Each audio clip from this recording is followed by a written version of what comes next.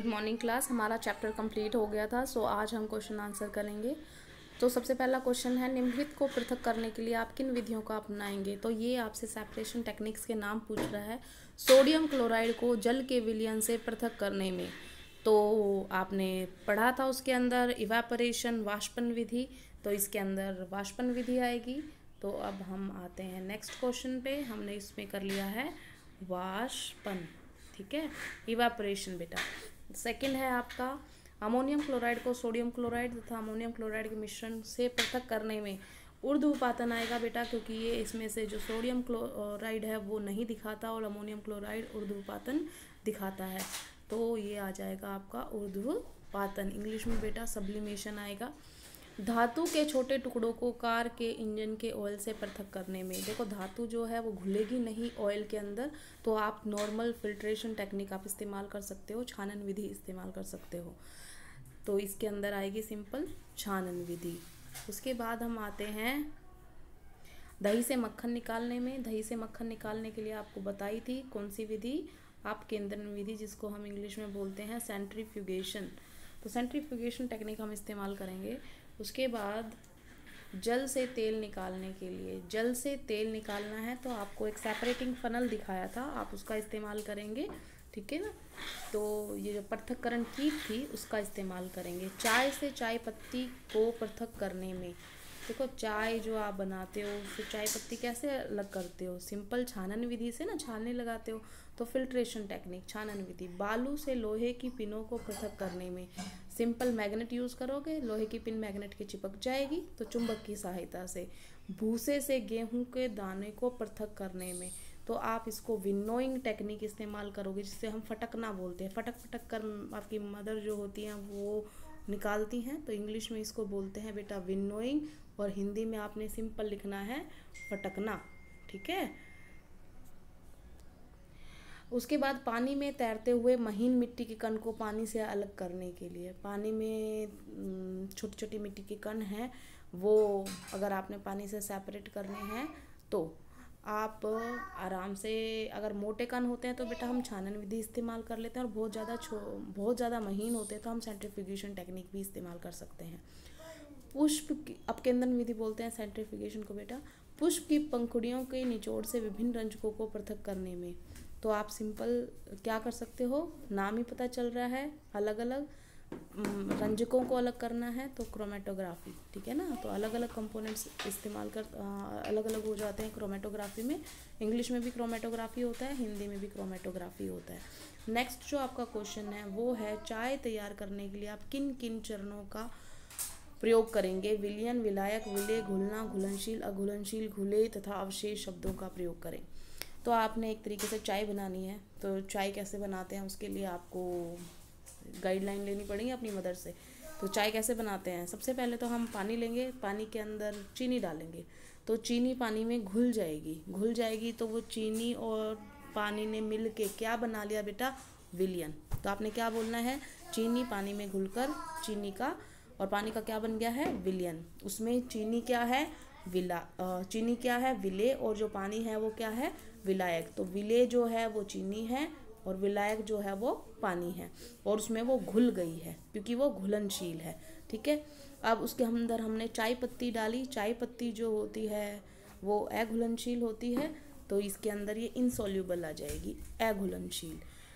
और घुले, अब अघुलनशील हो गई, हमने गर्म कर रही है चाय पत्ती, अब वो कस छोड़ दिया, अब हमने दूध डाल दिया, अदरक डाल दिया। जब वो चाय तैयार हो जाएगी तो हम उसको क्या करेंगे, छानन विधि से सेपरेट करेंगे, छानने लेंगे, ठीक है। तो हमारे पास जो चाय कप में इकट्ठा होती है वो होती है बेटा फिल्ट्रेट, घुलेई, ठीक है ना। और जो चाय पत्ती ऊपर छालनी के ऊपर इकट्ठी हो जाती है उसे बोलते हैं हम अवशेष। बेटा इंग्लिश मीडियम के लिए एक बार मैं दोबारा रिवाइज कर रही हूँ। सॉल्यूशन बना था जब चीनी और पानी घुल गए थे, जिसके अंदर चीनी जो थी वो सोल्यूट थी, जो वाटर था वो सोलवेंट था, उसके अंदर वो सोल्यूबल हो गई थी घुलनशील सोल्यूबिलिटी की वजह से, और जो चाय पत्ती है वो उसके अंदर इनसॉल्यूबल है, और जब हमने छाना उसको तो वो जो है ऊपर जो रह गया जो छालनी के अंदर, एक तो वो था और एक नीचे जो हमने चाय हमने पीने के लिए जो इकट्ठी की है, जो पीने के लिए कप में इकट्ठी की है वो होती है बेटा फिल्ट्रेट, और जो ऊपर छालनी में चाय पत्ती अदरक सब रह गया है वो होता है रेजिड्यू। ठीक है, तो इंग्लिश मीडियम के लिए भी हो गया है। अब आते हैं हम तीसरे क्वेश्चन पे। तीसरा क्वेश्चन जो है वो है क्या, प्रज्ञा ने 3 अलग अलग पदार्थों की घुलनशीलताओं को विभिन्न तापमान पर जांचा। घुलनशीलता मीन्स सॉल्युबिलिटी।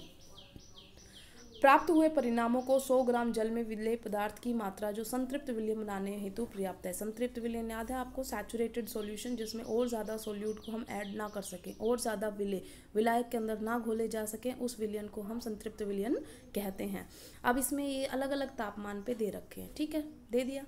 अब इसने क्या पूछा है, देखो 50 ग्राम जल में 313 केल्विन पर, पहले तो इस स्टेटमेंट को पूरा पढ़ना पड़ेगा हमें, यहाँ पे कर लेती हूँ।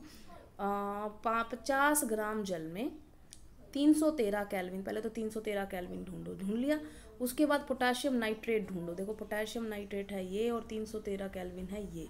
इसका मतलब 50 ग्राम जल में 313 केल्विन पर पोटेशियम नाइट्रेट के संतृप्त विलयन को प्राप्त करने हेतु कितने ग्राम पोटेशियम नाइट्रेट की आवश्यकता होगी। बेटा अगर आपको ध्यान हो, ऊपर लिखा गया था 100 ग्राम में ये चीज़ें घोली गई हैं, तो 100 ग्राम में लगता है 62, तो 50 ग्राम में कितना लगेगा, समझदार हो आप, 2 से डिवाइड कर दो इसको, कितना आ जाएगा 31 ग्राम, सिंपल। ठीक है, दूसरा क्वेश्चन है, प्रज्ञा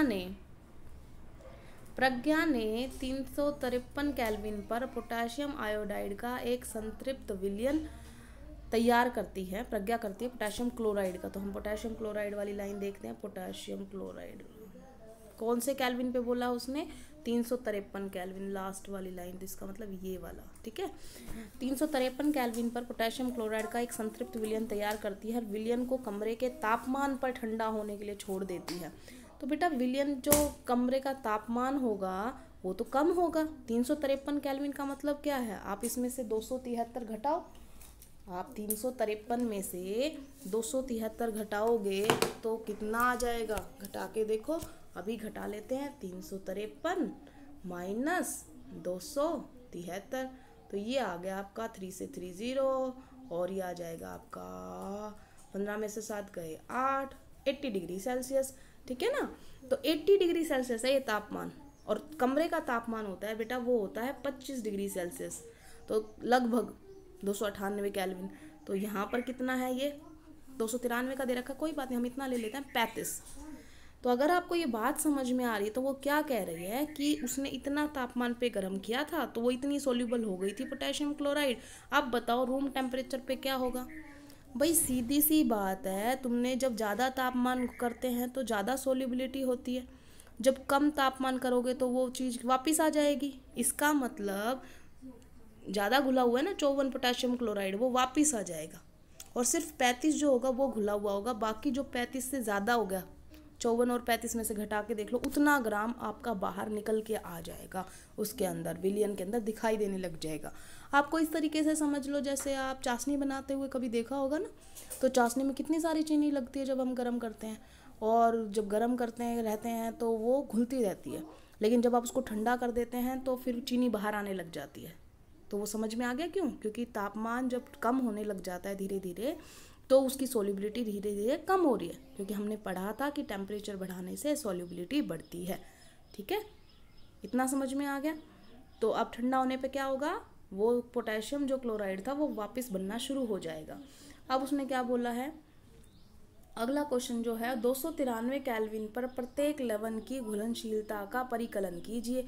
इस तापमान पर कौन सा लवण सबसे अधिक घुलनशील होगा, मतलब सबसे ज़्यादा सोल्यूबल होगा। तो हमने 293 केल्विन ढूंढना है, वेयर इज़ 293 केल्विन।